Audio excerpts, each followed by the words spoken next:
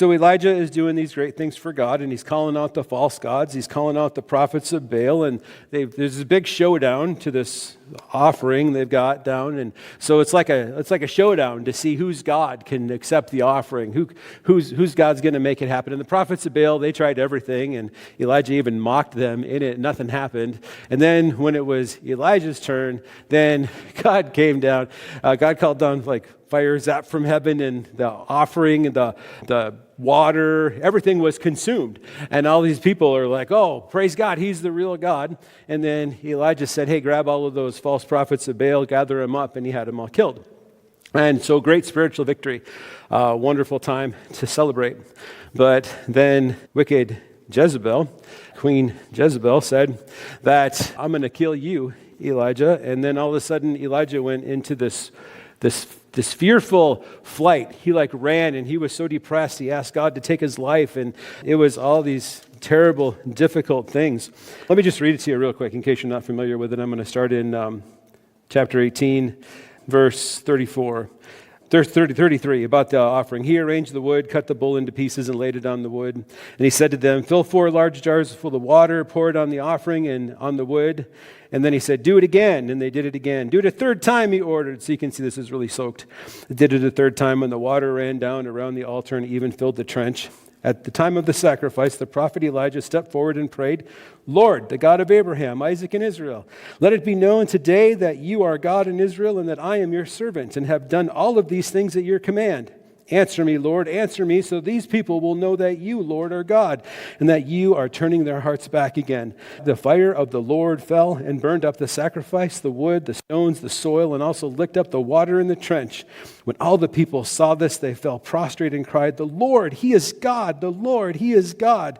And said, then Elijah commanded that all of those be killed, those false prophets of Baal be killed. So, chapter 19. Now Ahab told Jezebel everything Elijah had done and how he had killed the prophets with a sword. So Jezebel sent a message to Elijah to say, may the gods deal with me, be it ever so severely, if by this time tomorrow I do not make your life like that of one of them who was killed. So you would think that Elijah just went through this great time of God, this great display of God, this great thing that says, God is on my side, woman. I don't know what you think you can do to me, but nothing's going to happen. But instead, and I think this happens to us as Christians too, sometimes we have these great spiritual victories that lead to great times of sadness or depression, or sometimes it's a dangerous time where you might be tempted to fall into sin after a great spiritual victory. But anyway, verse 3, Elijah was afraid and ran for his life. When he came to Beersheba in Judah, he left his servant there, and while he himself went a day's journey into the wilderness, he came to a broom bush, sat down under it, and prayed that he might die. I have had enough, Lord. Take my life. I am no better than my ancestors. Then he lay down under the bush and fell asleep. All at once an angel touched him and said, get up and eat. And he looked around, and there by his head was some bread baked over hot coals and a jar of water. He ate and drank, and then he lay down again.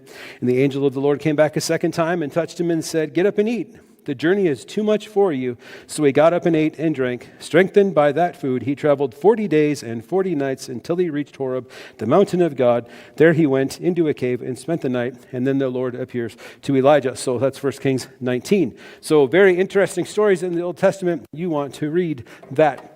The reason I bring that up is because I believe that is a great illustration, a great case of what happens to us in the Christian life sometimes. Sometimes we are serving. Sometimes we are excited about what's going on. Sometimes we see great results and great victory, and then we just want to give in. We just want to give up, and it causes us to think that we are insignificant. And maybe that's part of the spiritual battle. Satan wants to do everything he can to tell you that you're worthless, tell you that whatever you're doing isn't worthwhile, or that you're working behind the scenes and nobody cares and you should just give up, you should just quit, you should go home, and maybe even gets you to think that everybody is against you, everybody's coming after you.